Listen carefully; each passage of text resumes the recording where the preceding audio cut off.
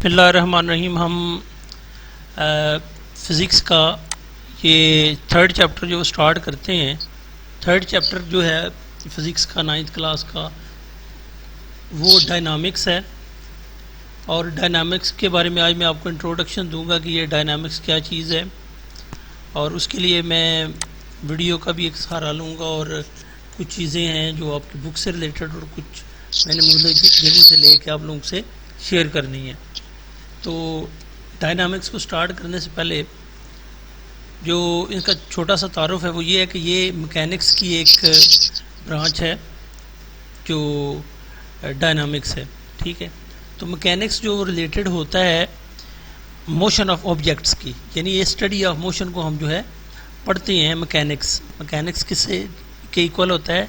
It is equal to the study of motion, या it is the branch of science या branch of physics which deals with the study of motion of objects. ठीक है, तो mechanics क्योंकि motion से related है तो इसके आगे 3 टाइप्स बनती हैं।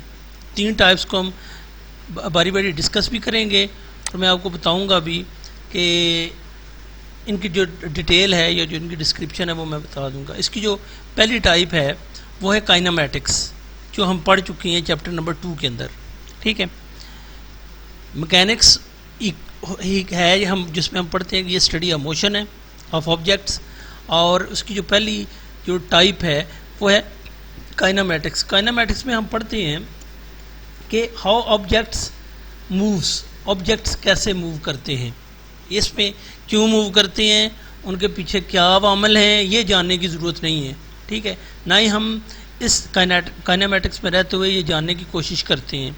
तो मोशन की जो काज है, ये वजह जाने बगैर हम जो स्टडी करते हैं ऑब्जेक्ट्स की मूवमेंट को, उसे हम कहते हैं कि काइनेमैटिक्स है। जैसे डिस्प्लेसमेंट है, डिस्प्लेसमेंट एक ऑब्जेक्ट एक जगह से एक पॉइंट से दूसरे पॉइंट तक गया, तो अब हमने ये नहीं देखा कि वो क्यों गया है, उसके पीछे लॉजिक क्या है, कोई फोर्स लगी है, कि वो डिस्प्लेस क्यों है। ठीक है, ये नहीं, बस डिस्प्लेसमेंट को हमने यहाँ जज किया है।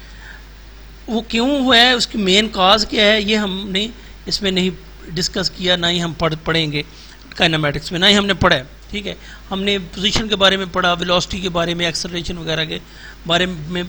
तो काइनेमैटिक्स मैकेनिक्स की वो ब्रांच है जिसमें हम ऑब्जेक्ट्स को जो मूव करते हैं उनको डील करते हैं विद बगैर उसकी वजह जाने, उसकी काज जाने बगैर। ठीक है, तो काइनेमैटिक्स जो है, इसके बाद जो चीज़ आती है उसे हम कहते हैं डायनामिक्स, तो जो दूसरी ब्रांच है। ठीक है, डायनामिक्स बेसिकली एक ग्रीक वर्ड है जहाँ से ड्राइव किया गया है, जिसे हम फोर्स का नाम देते हैं। ठीक है, डायनामिक्स एक अलग चीज़ है, लेकिन अगर हम इसका जो लफ्ज़ है डायनामिक्स का मीनिंग देखें तो वो फोर्स की इक्वल आता है। इसमें वो जो काजेज़ हैं जो पीछे काइनेमैटिक्स में हमने पढ़े कि ऑब्जेक्ट्स मूव करते हैं मगर विद हम उसमें काज जाने बगैर उसको स्टडी करते हैं, मगर इसमें वो वजह जानते हैं कि why does object speed up, कि वो ऑब्जेक्ट्स जो हैं जब वो मूव कर रहे हैं तो उसकी स्पीड बढ़ क्यों जाती है, ठीक है, स्पीड कम क्यों हो जाती है, why does object slow down, उनके ऑब्जेक्ट्स की स्पीड जो है वो कम क्यों हो जाती है। ठीक है, तो ये जो चीज़ें हैं ये उनकी वजूहात हैं, ये काजेज़ हैं जो कोई ऑब्जेक्ट मूव कर रहा हो तो उसके पीछे होंगी। ठीक है, तो अब ये भी कह सकते हैं कि why does objects maintain this speed, तो कोई ऑब्जेक्ट अगर अपनी स्पीड मेंटेन की हुआ तो वो क्यों है। ठीक है, वो कौन से ऐसे फैक्टर्स हैं जो इसको वो स्पीड मेंटेन करने पर मजबूर कर रहे हैं। तो डायनामिक्स जो है वो पहले नंबर पे हमने देखा कि ये ग्रीक वर्ड से है जिसका मीनिंग फोर्स आता है। नंबर 2, इसमें हम वो उन मोशन के उन ऑब्जेक्ट्स को, यानी ऑब्जेक्ट्स मूव कर रहे हैं उनकी मूवमेंट को हम देखते हैं, उसको स्टडी करते हैं, मगर इसमें हम वो वजह जानते हैं, वो काज जानते हैं, वो काज जान के फिर हम जो है उसकी स्टडी को उसकी जो मूवमेंट है उसको स्टडी करते हैं। ठीक है, अच्छा, इसके बाद जो चीज़ है वो है डायनामिक्स में हम कर क्या सकते हैं। डायनामिक्स एक मैकेनिक्स का एक पार्ट है जैसे काइनेमैटिक्स है। डायनामिक्स एक part of mechanics where we study forces and it effects on motion. Mechanics में हम, ये मैकेनिक्स का वो हिस्सा है जहाँ हम उन फोर्सेस के बारे में पढ़ते हैं ठीक है, यानी फोर्सेस के बारे में पढ़ते हैं और उसके असरात मोशन के ऊपर जो भी पढ़ सकते हैं, यानी कोई ऑब्जेक्ट मूव करते हुए तेज़ हो जाता है, कोई ऑब्जेक्ट मूव करते हुए स्लो हो जाता है, under the effect of gravity है, या वो लीनियर मोशन है, या जिस तरह की भी है। ठीक है, तो वो जो फोर्सेस हैं उनके बारे में स्टडी करते हैं और उनके जो असरात हैं उनको हम स्टडी करते हैं। आप इसी डेफिनेशन के तौर पे ले लेते हैं। ठीक है,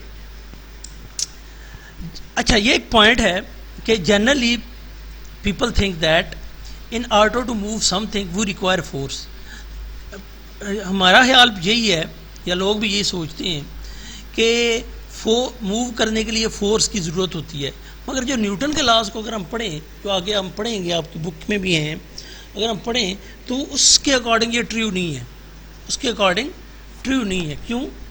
न्यूटन का फर्स्ट लॉ है कि उसमें कोई फोर्स, अगर यूनिफॉर्म ऑब्जेक्ट, कोई ऑब्जेक्ट यूनिफॉर्मली मूव कर रहा है तो वो मूव करता ही रहेगा जब तक उसके ऊपर कोई एक्सटर्नल फोर्स मूव नहीं कर अप्लाई नहीं होती। ठीक है, तो अब वो यूनिफॉर्म वेलोसिटी के साथ मूव कर रहा है ऑब्जेक्ट। ठीक है, जब वो यूनिफॉर्म वेलोसिटी के साथ मूव कर रहा है तो उस वक्त उसके ऊपर कोई फोर्स अप्लाई नहीं हो रही, लेकिन वो मूव कर रहा है। ठीक है, ये इसके फर्स्ट लॉ के अकॉर्डिंग है, हमने आगे पढ़ना है आगे। सही है, तो ये जो कॉन्सेप्ट है कि ये फोर्स लगेगी तो ऑब्जेक्ट मूव करेगा, ये न्यूटन के लॉज के अकॉर्डिंग जो है ये गलत हो जाता है। ठीक है, वो ट्रू नहीं है। दूसरा है कि जो लॉ है न्यूटन का वो है कि फोर्स चेंजेस वेलोसिटी, फोर्स जो है उससे वेलोसिटी चेंज होती है। तो इससे जो है आप ये नहीं कह सकते कि 100% ट्रू है। ठीक है, अगर हम इन न्यूटन के लॉज ऑफ मोशन को पढ़ेंगे तो वही माने जाते हैं आगे। सही है, आगे इसकी डायनामिक्स की डेफिनेशन है वो हम पढ़ते हैं। अच्छा, मैं एक चीज़ बताना ये भूल गया कि जो दो ब्रांचेस हमने मैकेनिक्स की पढ़ी, ठीक है, मैकेनिक्स को हम स्टडी ऑफ मोशन कहते हैं। ठीक है, और उसकी जो पहली ब्रांच है उसको जो टाइप है उसे हम काइनेमेटिक्स कहते हैं, दूसरी डायनामिक्स कहते हैं, और तीसरी स्टैटिक है। ठीक है, स्टैटिक क्या है? मैकेनिक्स का वो हिस्सा है जब फोर्सेस भी अप्लाई हो रही हैं और ऑब्जेक्ट रेस्ट में है, फोर्सेस भी अप्लाई हो रही हैं और ऑब्जेक्ट जो है वो रेस्ट में हो, तो मैकेनिक्स का वो पार्ट या वो हिस्सा या वो ब्रांच जहाँ फोर्सेस को साथ हम डील करते हैं acting on a body at rest, और वो ऐसे ऑब्जेक्ट बॉडी के ऊपर मूव अप्लाई हो रहे हों तो वो रेस्ट में हो। कैसे? जैसे दो ऑपोजिट फोर्सेस आमने सामने अप्लाई हो रही हूँ, तो अगर इक्वली और ऑपोजिट फोर्सेस अप्लाई हो रही होंगी तो वो ऑब्जेक्ट जो है वो रेस्ट में होगा। ठीक है, तो ये स्टैटिक तीसरी चीज़ है, ये आपकी बुक में नहीं दी होगी, जस्ट आपको कॉन्सेप्ट देने के लिए। अच्छा, डायनामिक्स की डेफिनेशन जो आपने याद करनी है, प्रिपेयर करनी है, ये बुक के अकॉर्डिंग है। ठीक है, वो ये है, the branch of mechanics, mechanics की वो branch that deals with the study of motion, जो हरकत करते हुए जिसाम के बारे में उसका वास्ता है, उसको डील करती है, and the cause of its motion, और उसको जो मूव कर रहा है ऑब्जेक्ट उसकी जो वजूहात हैं मोशन की उनको भी जानने के साथ साथ। ठीक है, इस कॉल्ड डायनामिक्स, तो उसे हम डायनामिक्स का नाम देते हैं। ठीक हो गया, आगे चलते हैं। आगे जो फोर्स हमने करना है, पढ़ना है, उसके बारे में मैं आपको थोड़ी डिटेल दे देता हूँ। सही,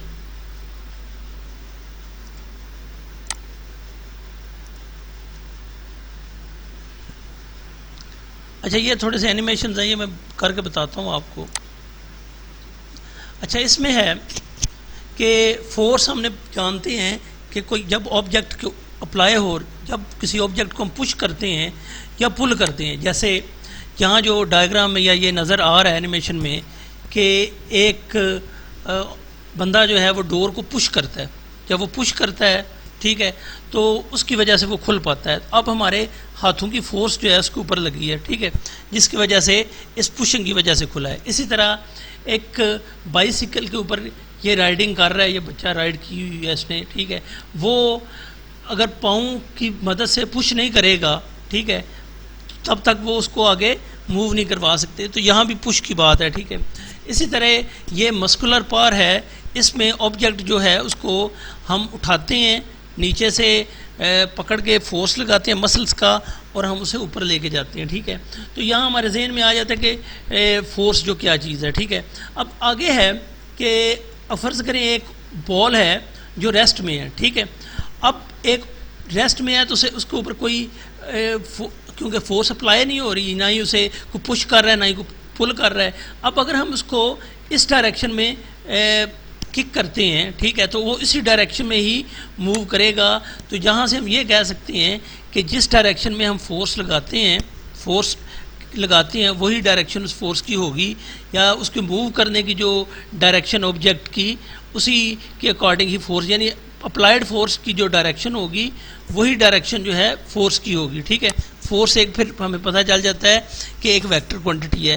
पहले रेस्ट में था, फोर्स उसके ऊपर अप्लाई हुई तो किक अप्लाई करने के बाद उसने, इसी तरह ये एक डेस्क है, ठीक है, जिसके ऊपर कंप्यूटर पड़ा हुआ है, उसको एक जगह से ए पॉइंट से बी पॉइंट तक ले जाने के लिए हमें लार्जर पुश चाहिए, ठीक है, एज़ कम्पेयर टू जो पीछे फुटबॉल वाला पुश था उससे। तो एक पॉइंट से दूसरे पॉइंट तक ले जाने के लिए हमें पुश चाहिए, ठीक है।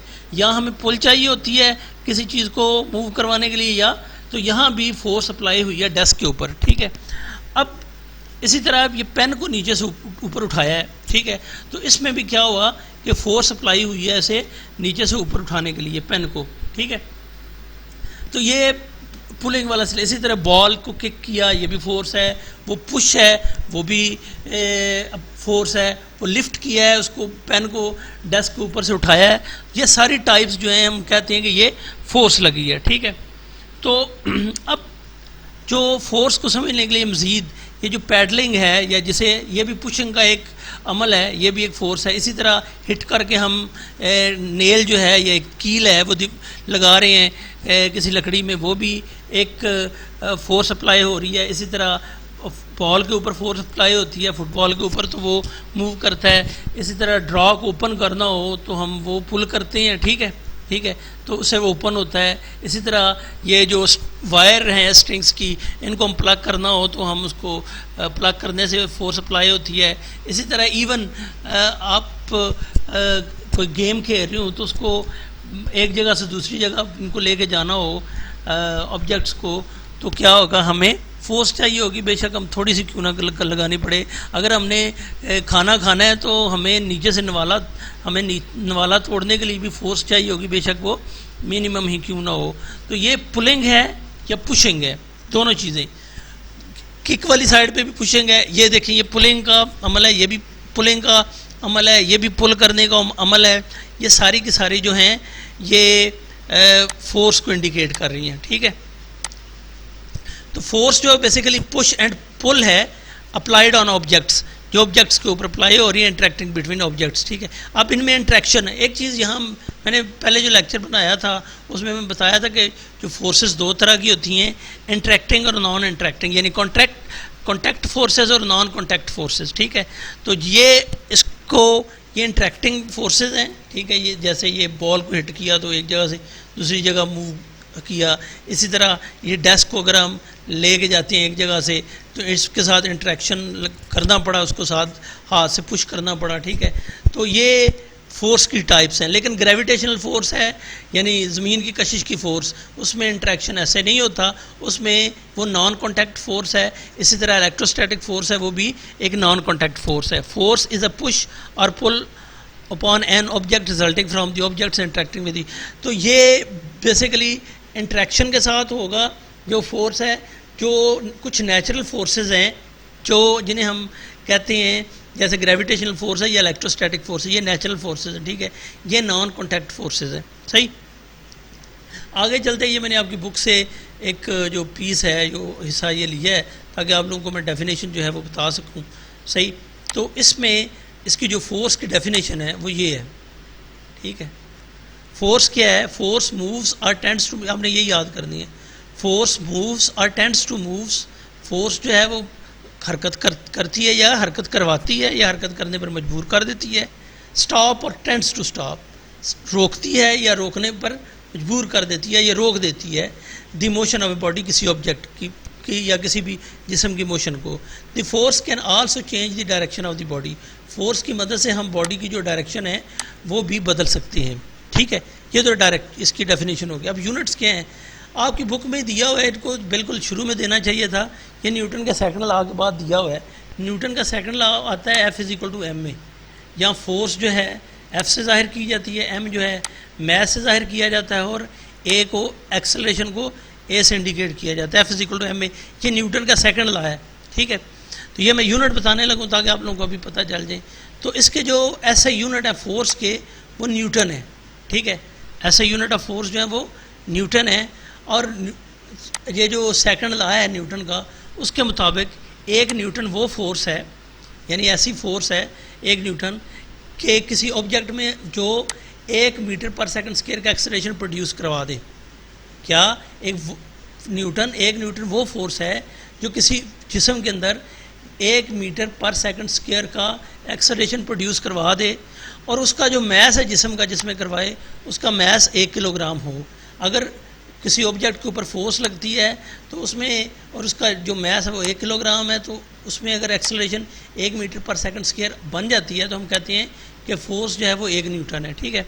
अब एम को मैस का जो यूनिट होते हैं वो किलोग्राम होते हैं, ठीक है, और एक्सेलरेशन के यूनिट होती है मीटर पर सेकंड स्क्वायर होते हैं, ठीक है। तो 1 न्यूटन फिर फोर्स जो है 1 न्यूटन किसकी इक्वल हुई, 1 किलोग्राम मल्टीप्लाई बाई 1 मीटर पर सेकंड स्क्वायर। तो अगर हम इन दोनों को मल्टीप्लाई करें तो ये किलोग्राम मीटर पर सेकंड स्क्वायर बन जाता है।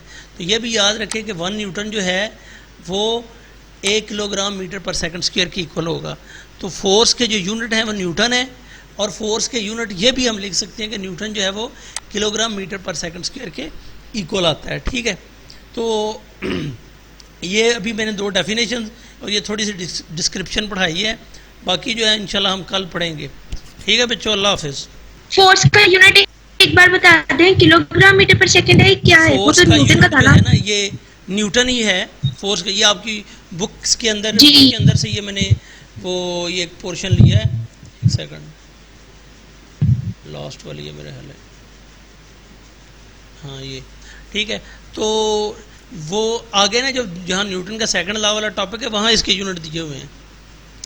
तो वो फोर्स के यूनिट जो हैं क्योंकि न्यूटन है, ठीक है, और ये न्यूटन के सेकंड लॉ के अकॉर्डिंग है, इसको ये फार्मूले के अकॉर्डिंग है, ठीक है। F = m में होता है। तो m जो है फोर्स का यूनिट तो हम लिख सकते हैं कि 1 न्यूटन है, मैस के यूनिट 1 किलोग्राम होते हैं और एक्सेलरेशन के यूनिट मीटर पर सेकंड स्क्वायर होते हैं। तो ये किलोग्राम मीटर पर सेकंड स्क्वायर बन जाता है। तो 1 न्यूटन जो है वो 1 किलोग्राम मीटर पर सेकंड स्क्वायर बनता है, ठीक है। तो इसके ये डेफिनेशन भी है न्यूटन की कि 1 न्यूटन फोर्स तब प्रोड्यूस होगी जब अगर हम किसी ऑब्जेक्ट को पुश करें या पुल करें तो उसमें 1 मीटर पर सेकंड स्क्वायर का एक्सेलरेशन प्रोड्यूस हो, और उस ऑब्जेक्ट जिसको हम पुश या पुल कर रहे हैं उसका मैस 1 किलोग्राम हो। जब इतनी 1 किलोग्राम के जिस्म में इतनी एक्सेलरेशन प्रोड्यूस होगी तो जो फोर्स लग रही होगी उस वक्त वो 1 न्यूटन होगी। ये इसकी डेफिनेशन है, ये भी याद करनी है आपने, ठीक हो गया।